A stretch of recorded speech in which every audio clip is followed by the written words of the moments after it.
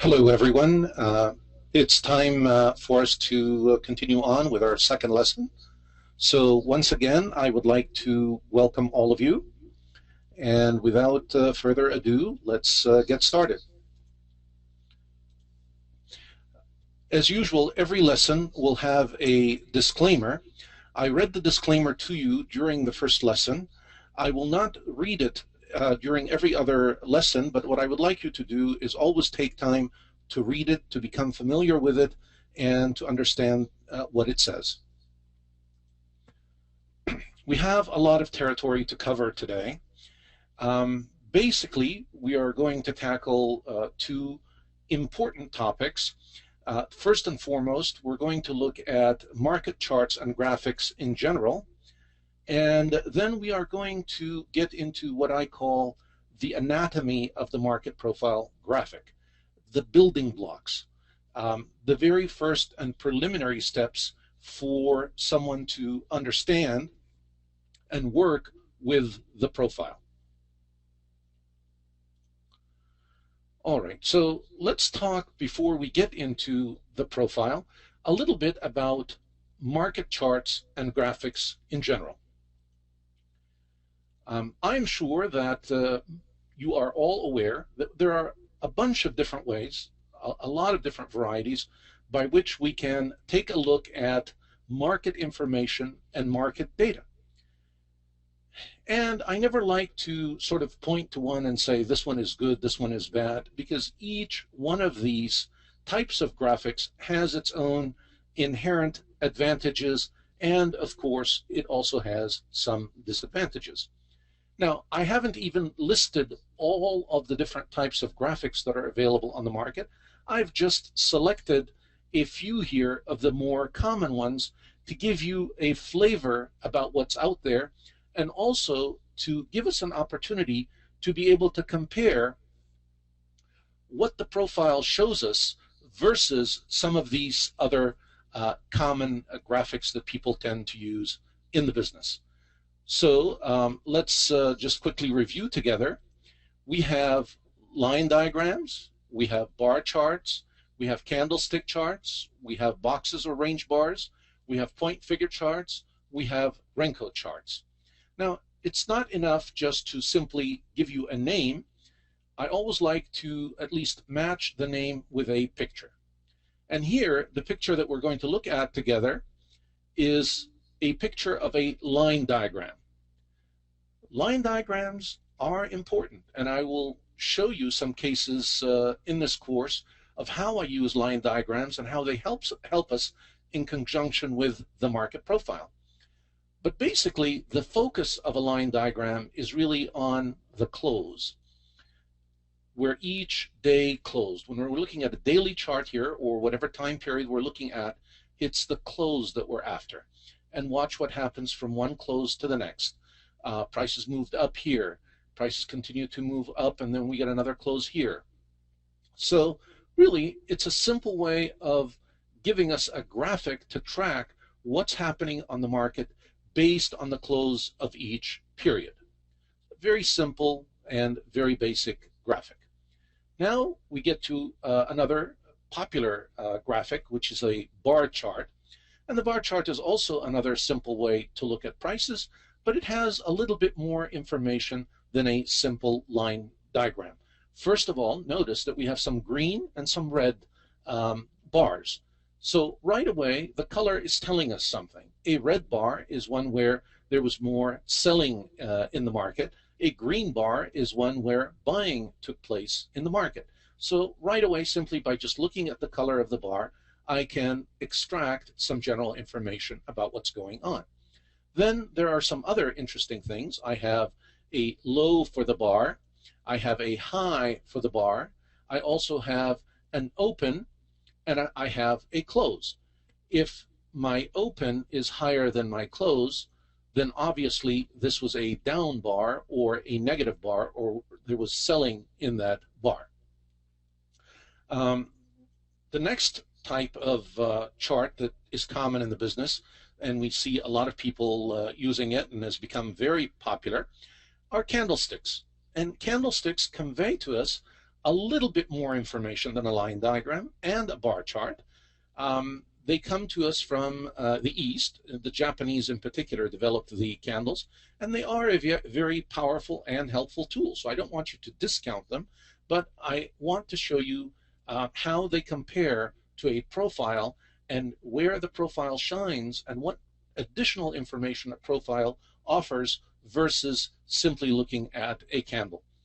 And I'm going to devote at least 1 or 2 lessons specifically for candles because they are very, very important, and we will go into depth in them. But at this point, I just simply want to point out for you once again the changes in color. A red candle tells us, I included a little green one here, I didn't mean to, but let's focus on the red candle, that this was a down day or a day where there was a lot of selling, and so it opened up here and closed down here. So the close is below the open, and therefore it is a negative candle. It also shows us the high for the day, and it shows us the low for the day, the range of prices for that day. Similarly, if we take a green candle, and this time I'll only include 1 green candle, same thing. It opens down here, and then it closes up here, and the high is up there. So it gives us an idea about the range, it gives us an idea open, close, and it's green, so obviously this was an up day or a day where buying was the prevailing action in the market. Now we get into another type of chart, which is called the box or the range bar. And here, unlike a candle, we don't look at low and high, we simply look at the range. Where did prices begin and where did prices end? So if prices started here, that's the beginning of the range, and they ended here, then this is my range for the movement.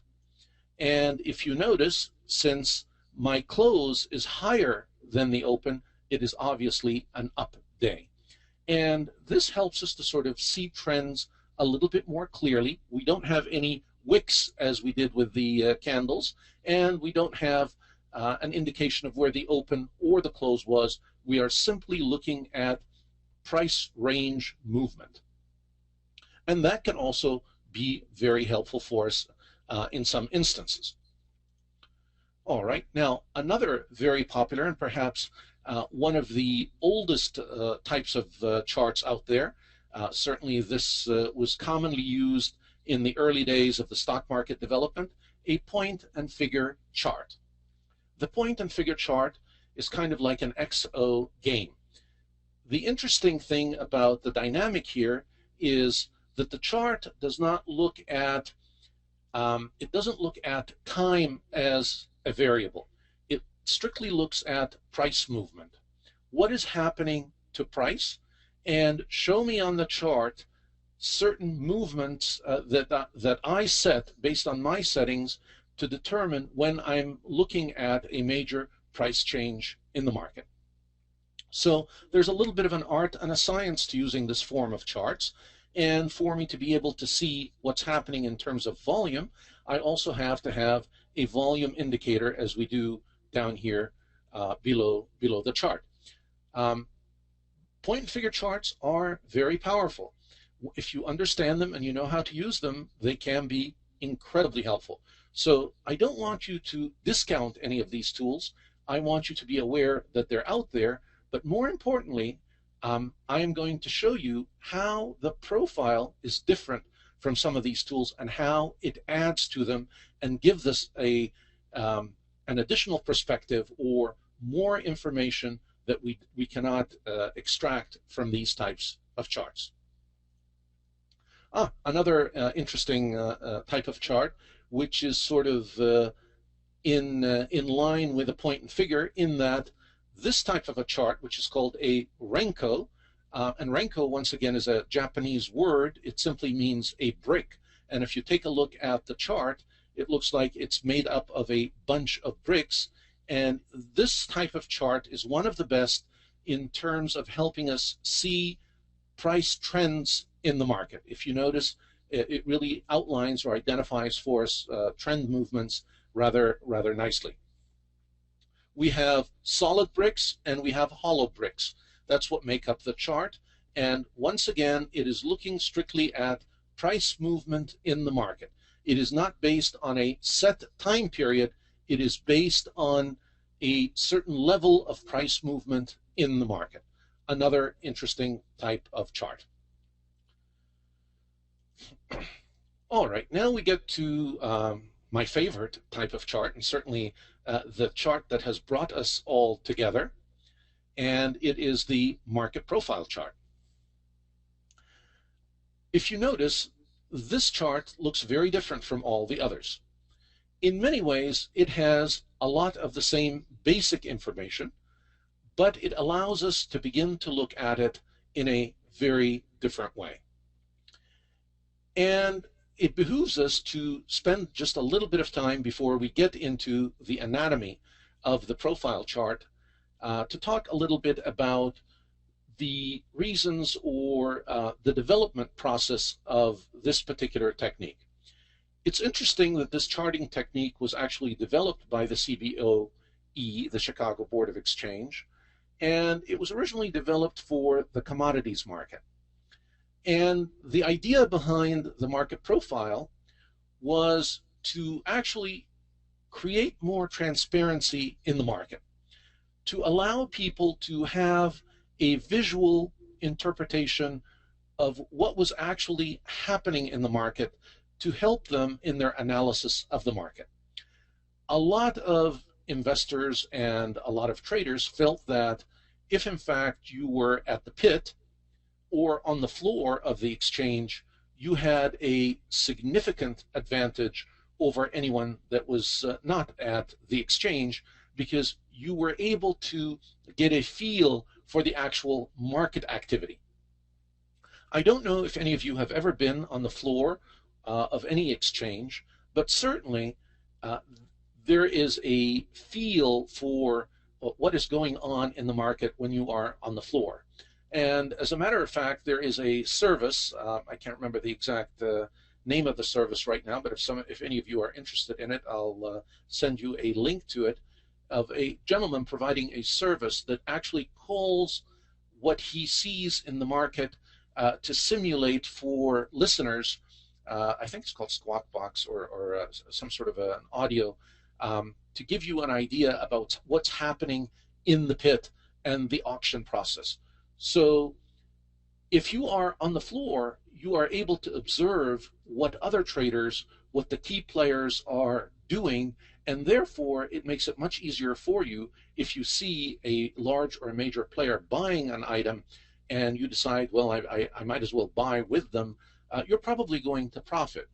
It should not come as a surprise or as a secret to any of you that certain market players have a lot more influence on the market than others. This is just a fact of the business, and it should not bother or hurt you in any way. Actually, it helps us in that if we can identify and understand what the different participants in the market are doing and follow in the footsteps of the participants that actually influence the market, we are that much further ahead. So when you hear people talk about, well, the markets are manipulated or the markets are influenced, well, you know, it's just part of the process. If you have a lot of capital, you are definitely going to have a lot more influence on the market than if you don't. And as small individual traders, we always have to appreciate our size and our ability to really impact the market in any kind of significant way, because the small trader or the individual is a very, very minute and a very small part of the big picture when it comes to the marketplace. So back again to the idea behind the profile. The idea was to try to share with other people that were not on the floor information that seemed to only be privy to the people that were on the floor. And their feeling was at the Board of Exchange when they developed this technique that if we create more transparency and share more information, we would be able to attract more traders, more investors, more capital, and it would certainly strengthen our exchange and generate more liquidity in the market.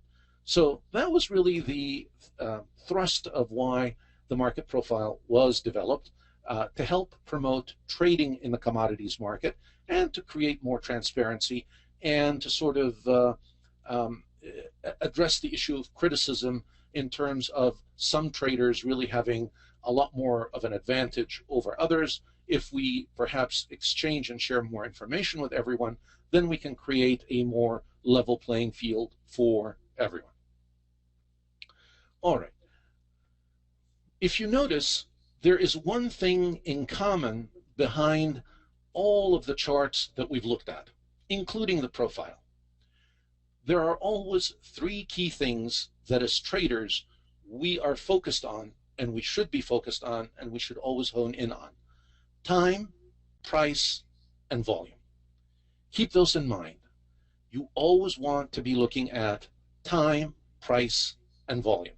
Regardless of what chart you look at, those are the key elements for anyone analyzing a market to look at.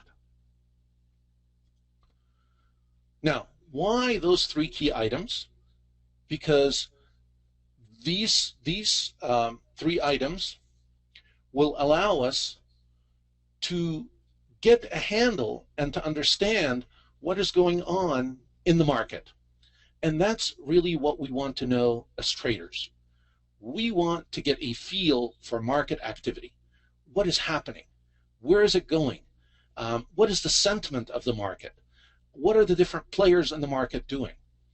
And we play a little bit of a detective role. We look at those three elements and we're trying to find out and discern what is happening on in the market based on activity in these three elements.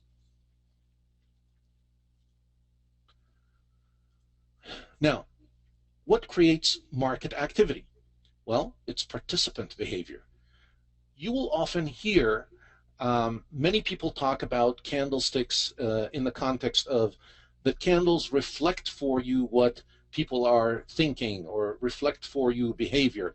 And you'll often hear that markets really are about human behavior. Well, there is a lot of truth to that, because any decision that's made, whether to buy or sell in the market, is going to be made by a human, even though at some point the strategy used or the approach to implement the decision may be turned over to a machine, meaning a computer or a computerized algorithm. But nevertheless, someone has to create the program, someone has to create the strategy for the program, and the decisions that govern how the program will function in the market are going to be made by humans. So even though there is a great deal of involvement of automation and machines in the market, you always have to remember that it is some human behavior that is controlling or programming these particular machines, and we can still read, understand, and discern this behavior from analyzing and looking at the market, even though it may actually be executed or implemented using a machine. All right, now having said that, I think it is time for us now to begin to take a look at the profile. And so we get into what I call the anatomy of the market profile. We're going to dissect together the profile into some small pieces, and then these pieces will help us in the future as we develop our understanding of the profile and begin to analyze the market using the profile. First and foremost, and this is really the key element or the building block of the profile, a time price opportunity, a TPO. A TPO is an opportunity that is created in the market at a certain time at a certain price. Now notice and look carefully at the definition. It is an opportunity. It doesn't necessarily mean that either a sale or a purchase occurred.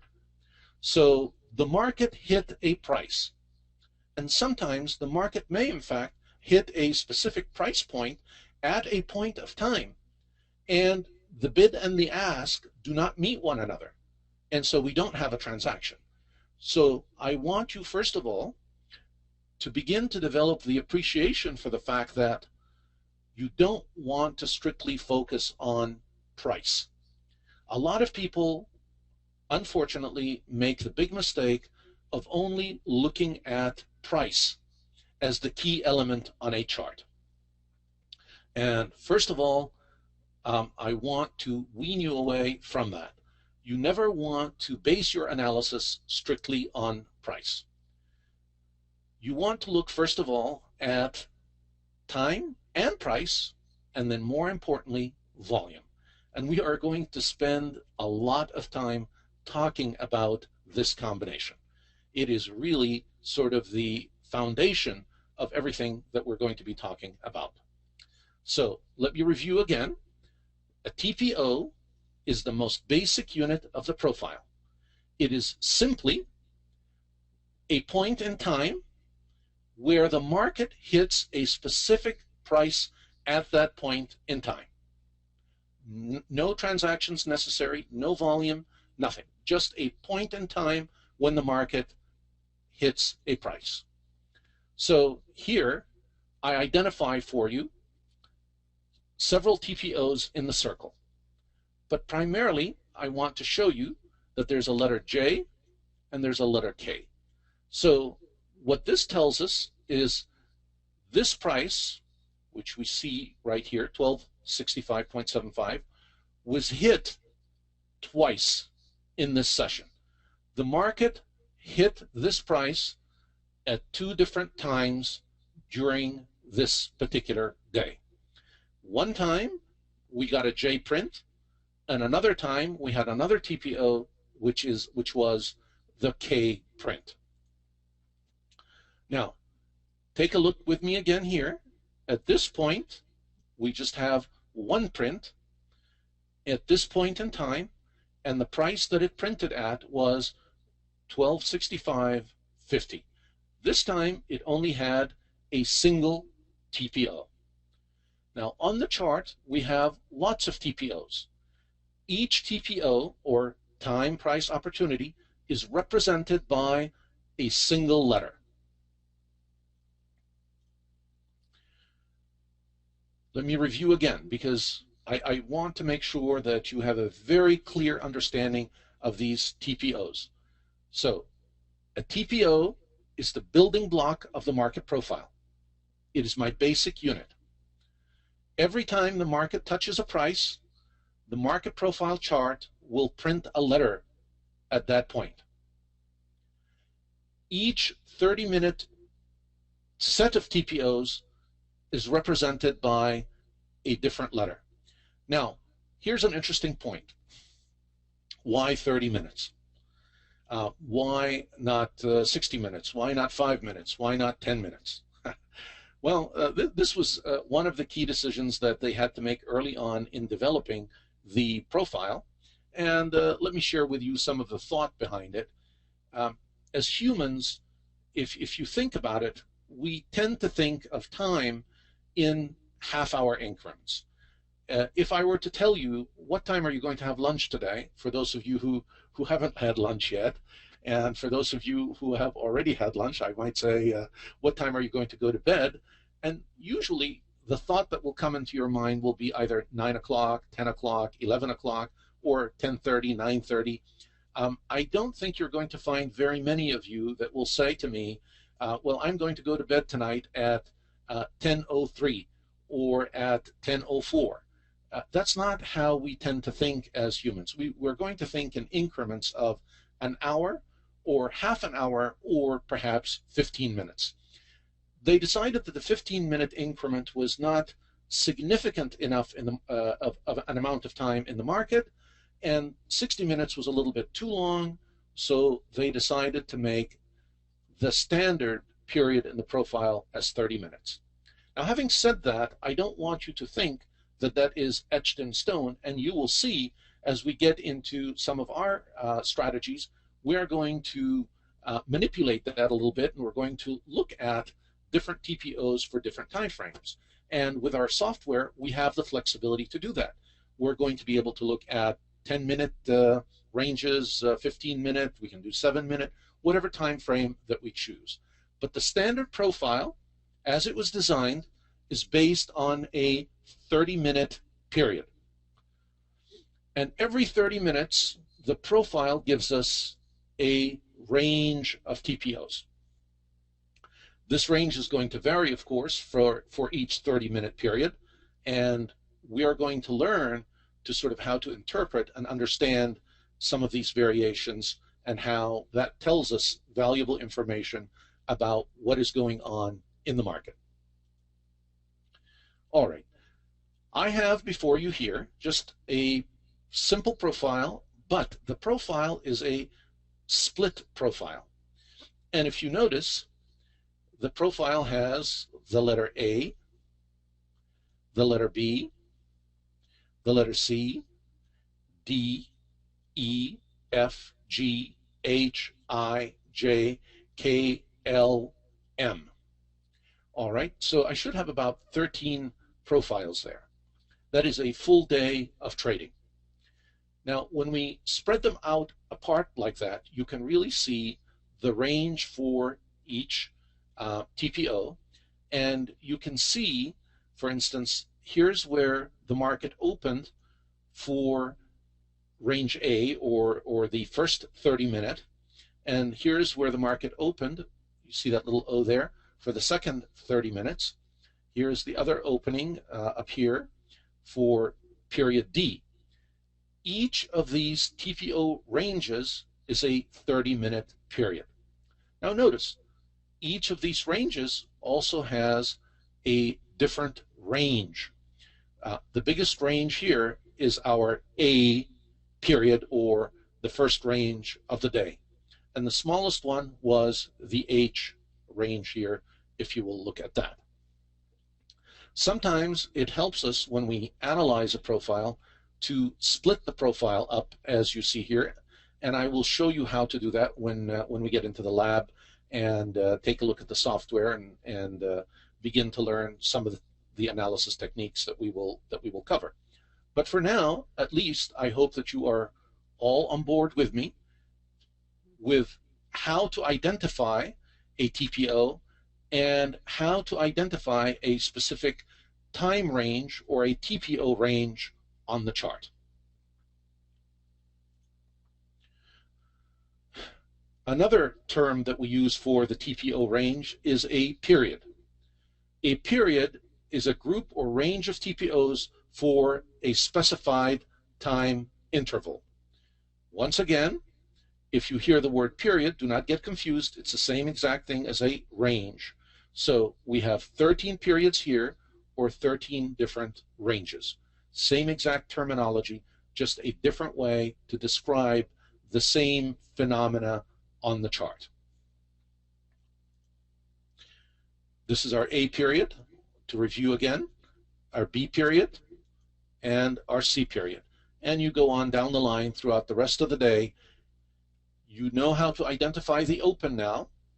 And another interesting question I might pose to you, which should be somewhat intuitive, but sometimes I get asked the question, well, where is the close? If this is my open, where is the close? Well, the close is obviously A closed here because this was the open for B. So this is the close for A, the open for B, and the same thing, this was the close for B, the open for C, for the C period. Now, it is always important on any market profile to note and to keep track of the open price for period A, because that's typically the beginning of any session.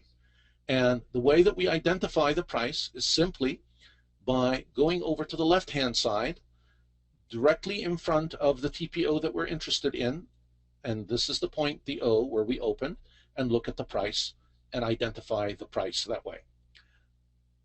Market delta gives us the flexibility of also having our prices placed on the left side in addition to the right side. And I will also show you how to do that, just sort of an additional way to keep us focused on where prices are. All right. Here on this chart, I simply want to share with you the same exact image, but in two different formats. On this side, on the right-hand side, oops, let me go back. On the right-hand side, here we have what I called the split profile. Our periods or our ranges are each split. Now look here at the actual profile as it is intended to look. All of them are brought together, squeezed together. And this gives us some very interesting and some very valuable information. And this is really where the meat of the course is going to be. What does this all mean? At this point, we are only looking at the building blocks, the elements, the small pieces of the puzzle, and then we will begin to put them together. And then once we have them together, we will begin to interpret and analyze what do they really mean. All right. Another key term I want you to be acquainted with when you look at the profile is the initial balance. And what is the initial balance? The initial balance is the range of price movement that occurs during the first hour of the trading day. And I will quickly ask you an easy question. How many periods is that? The first hour of the trading day. How many periods? And you can feel free to write the answer in your chat windows. And I will give you the answer, of course. The answer is the first 2 periods. Because remember, our profile is based on 30-minute periods. So each period in the profile will represent 30 minutes. That's the standard format. And if I tell you that the initial balance is the first hour, then obviously that is the first 2 periods of the day. Now another easy question, well, which 2 letters then would those be? The first 2 letters of the day. And hopefully this is a really easy question. It would be letter A and letter B. And if you take a look at the chart that I have before you, it shows us exactly what I just described. This is our initial balance. Now, in many markets, you will find that this is a very important period of the day.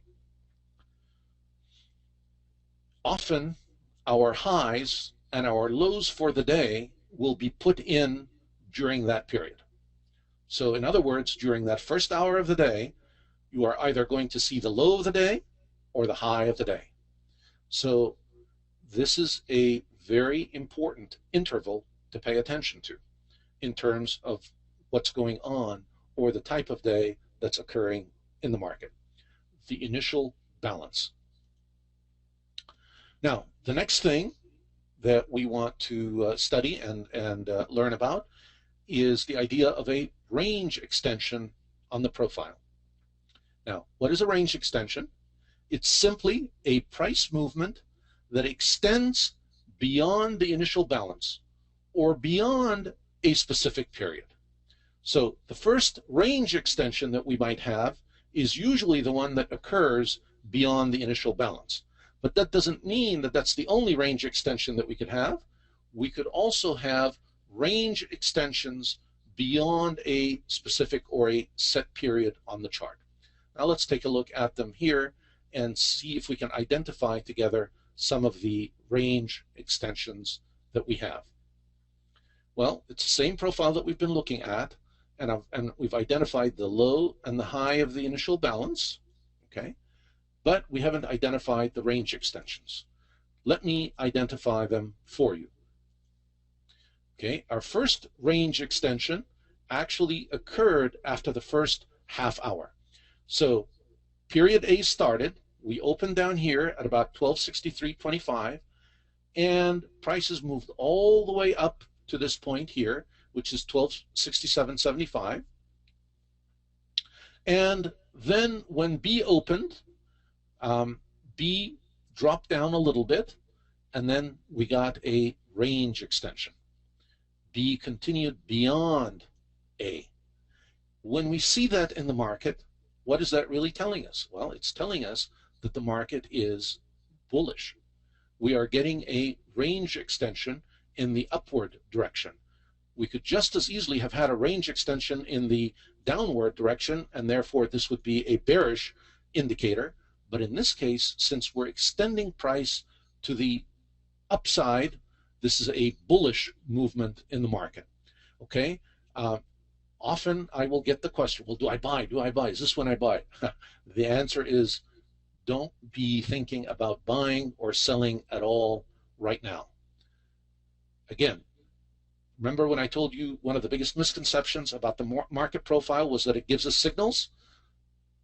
Again, people that come in with this program mindset, okay, here's the signal for me to buy, here's the signal for me to sell, never really develop the understanding that I want you to develop in terms of using the profile.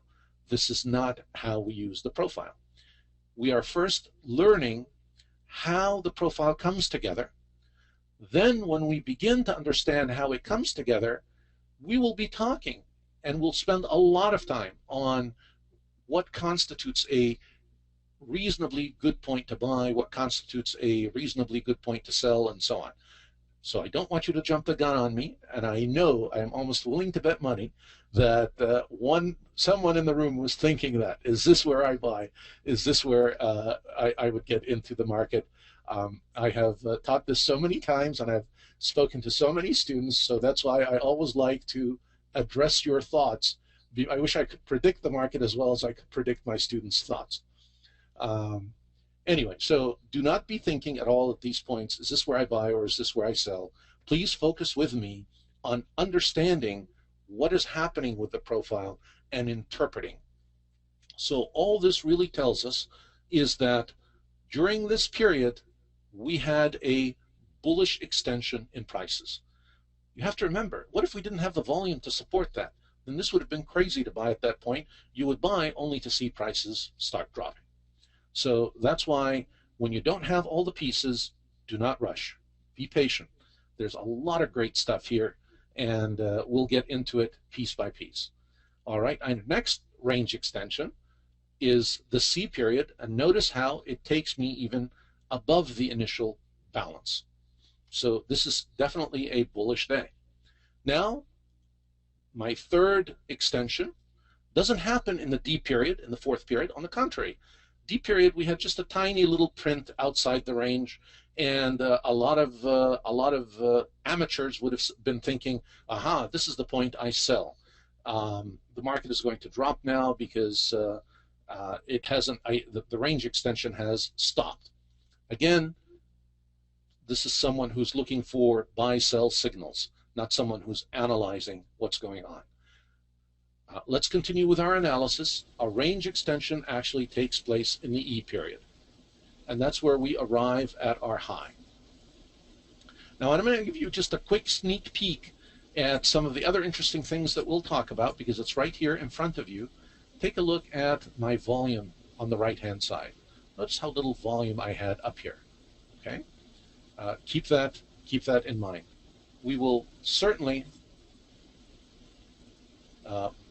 look at that in much greater detail. I just wanted to show you that there's a lot more to this picture than meets the eye. Okay, the next concept that we want to discuss in the anatomy of a profile is what we call a pioneer range. And actually, the term pioneer range comes to us from Stadelmeier, who was the developer of the profile. Peter Stadelmeier defined a pioneer range as the range of TPOs that print the first time a price is hit in a session. All right, since a picture is worth 1,000 words, let's actually take a look at what a pioneer range means. We have two pioneer ranges here. First of all, when we only had the A period, those were all brand new TPOs in that session, and therefore they gave us our first range. And that was, in fact, a pioneer range. The second pioneer range we had was when we got into the B period and we started a range extension. And as we got into this range extension, prices went into some new territory. That's the first time that they hit this price range in this second pioneer range. So in this picture before you, you actually see two pioneer ranges. All right, another important concept that we want to make sure that we have under our belt in understanding and analyzing a profile chart: the single print buying tail, and in a couple of moments we will also talk about a single print selling tail. A single print buying tail indicates the presence of aggressive buyers in the market. It is important to keep in mind that we don't want to just look at any tail. We want that our tail needs to be at least 3 TPOs long. And the longer the tail, the stronger the activity.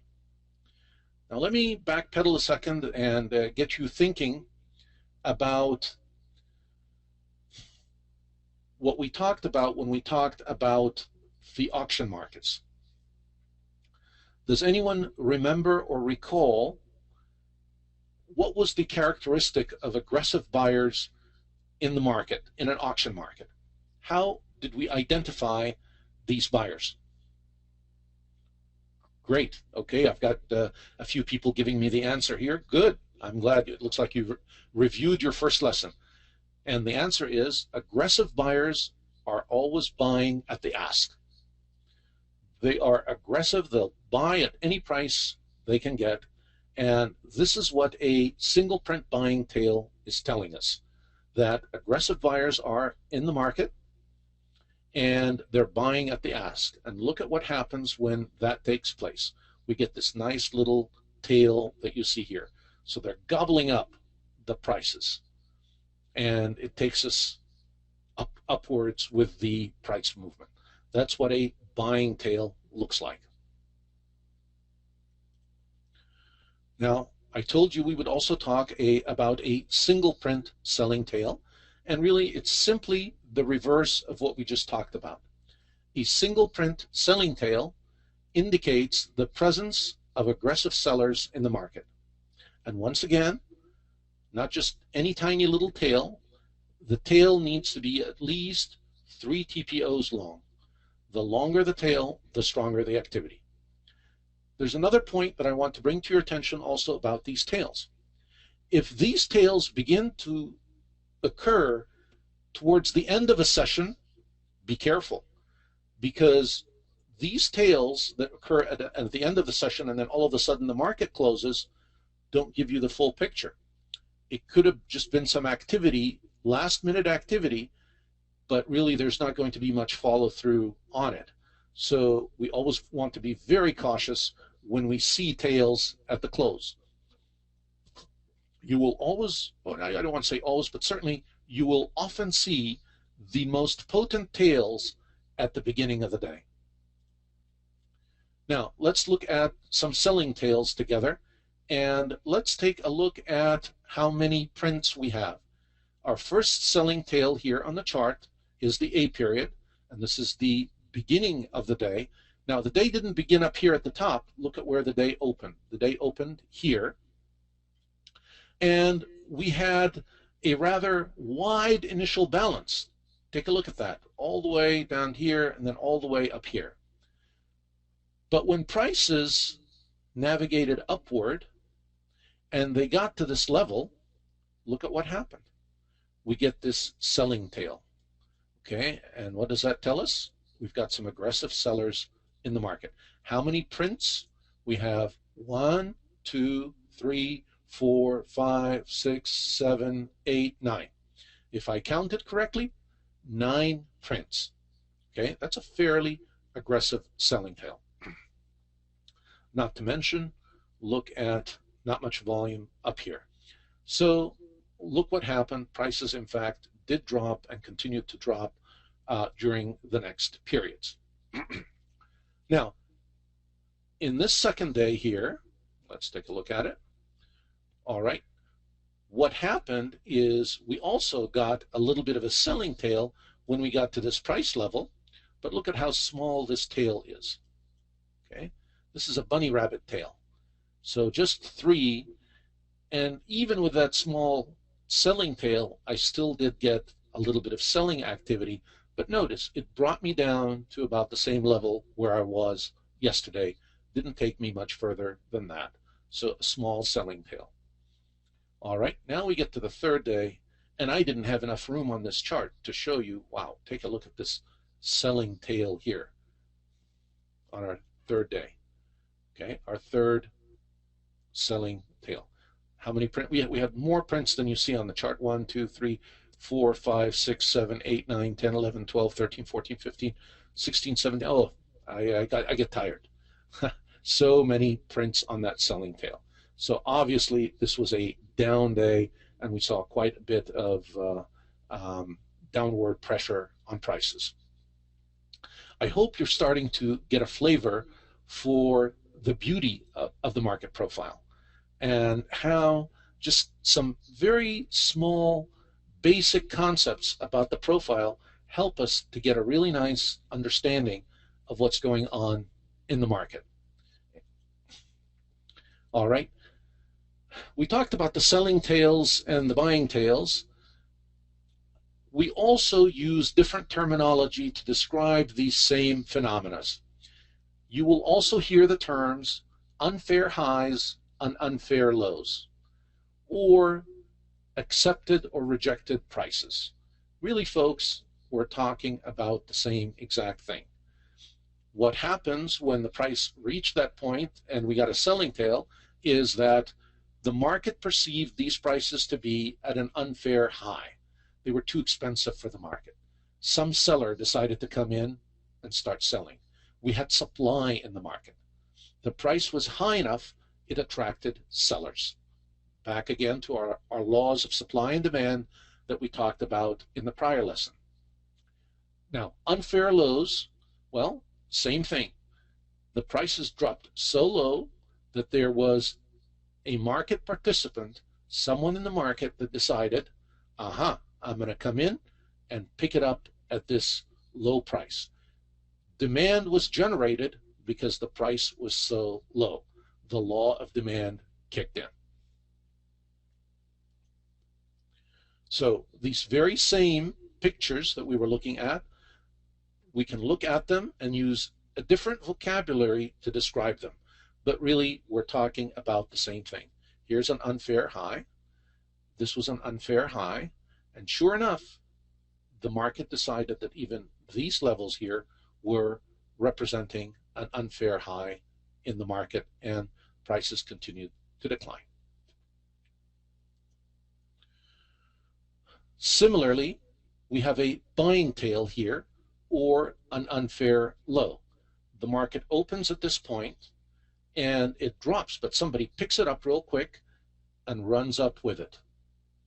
And sure enough, okay, we have an up day. Our close was fairly higher than our open. Not much of a range, but we did get an upward movement. This was what we would call a buying tail. It also, we could describe it as an unfair low or price acceptance. The market loved and accepted these prices and decided to take them higher. All right. Now we get into one of the most important concepts in the profile, the value area. This concept is really very important because it begins to show us why the profile is really a very different way of looking at the market and varies significantly from all the other charting techniques that we were looking at.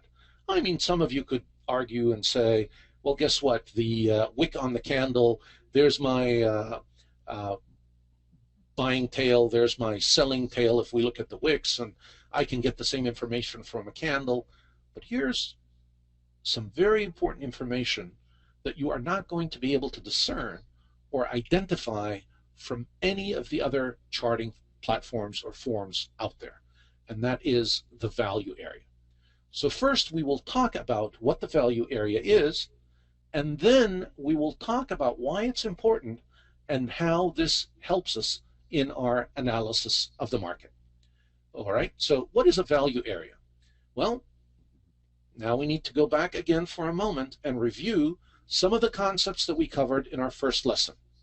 Remember when we looked at the normal distribution? Well, the value area is based on the concept of the normal distribution.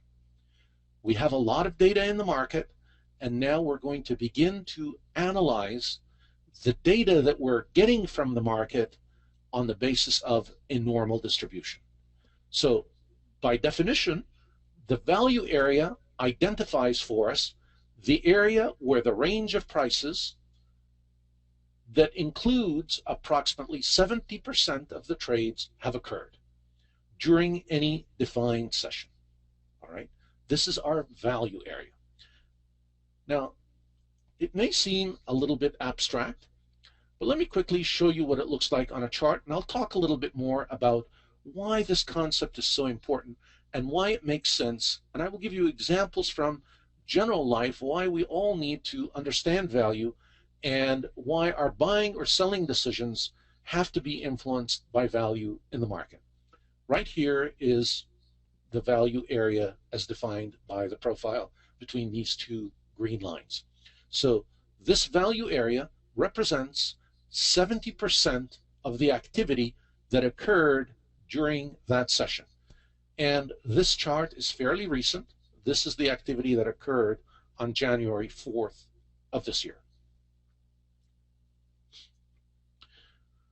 Back to what we covered in our first lesson, the normal distribution. If you notice, what Stadelmeier did is he took the data from the market and applied the normal distribution concept to it.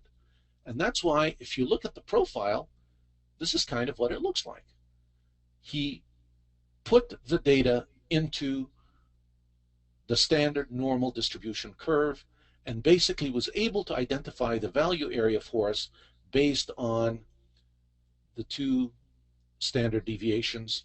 And then we identified that this area here will include, on the normal distribution, it's about 68% of all data. On our profile chart, we just approximate that to 70%. So instead of taking a look only at 68%, we actually look at the interval that gives us 70% of the data, and that represents the profile. But more importantly, why is value important in any market? Why do we care? Why is this so significant, and why is this such a powerful concept when it comes to analyzing and understanding the markets? Well, I want you to think with me for a moment. If you're going to go buy anything of any significance, do you really not want to know what kind of a value you are going to receive or you're going to get? Let's say you decided to buy a beautiful home, and someone came to you and said, this home is $700,000. Well, is it really worth this money? Should you pay $700,000 for it or not? In order to be able to answer that question with any kind of intelligence, you really have to do a market study. You have to take a look at the market and determine where value is. Well, how do I do that? Well, in the real estate business, the way you would do it, as with any other business, you would take a look at the market and see the values at which comparable homes sold during a recent period.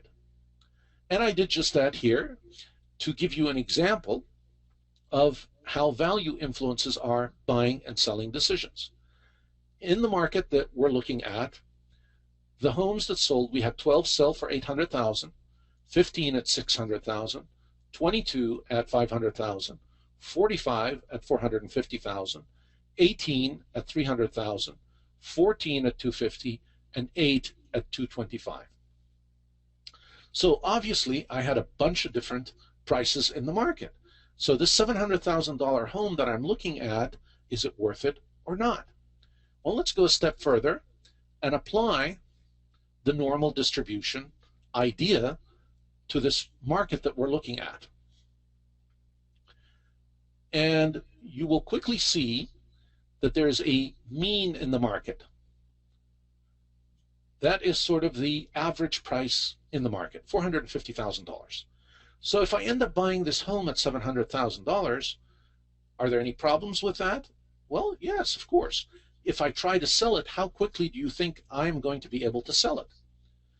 There is a basic rule in real estate. You never want to own the most expensive home on your street because it'll be the last one to sell.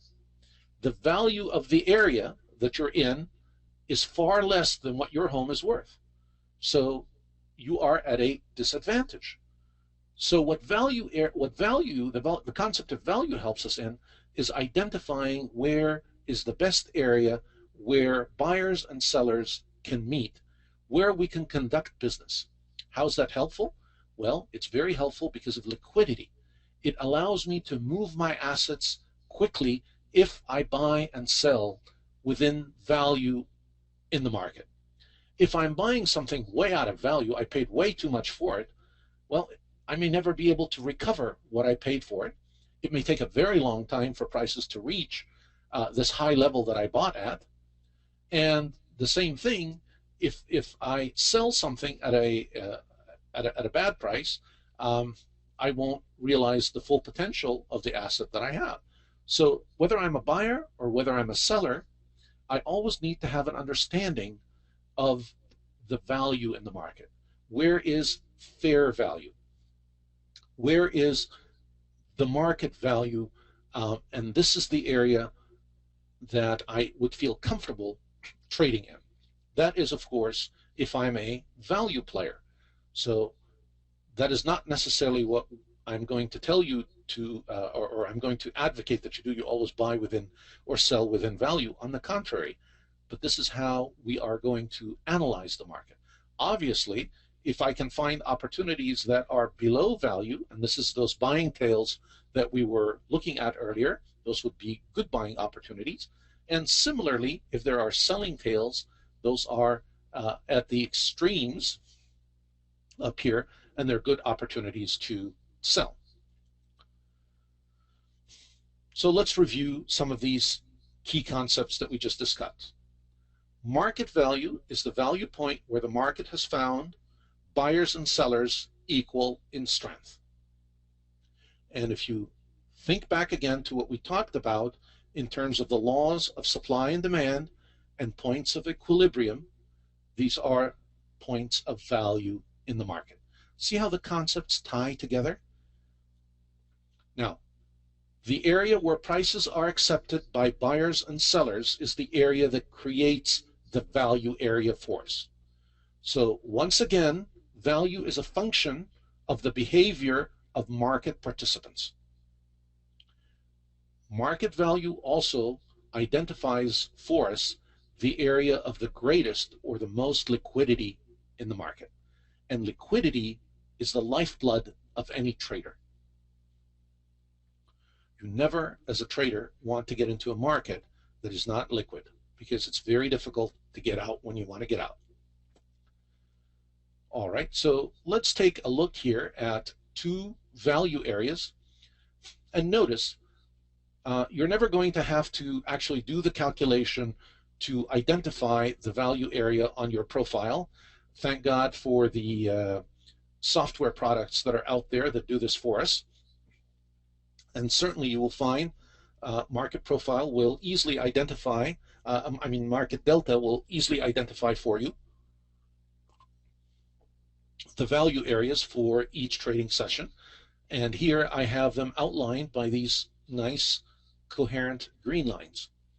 Now I want you to see how each of these value areas are really quite different in shape and look from one another.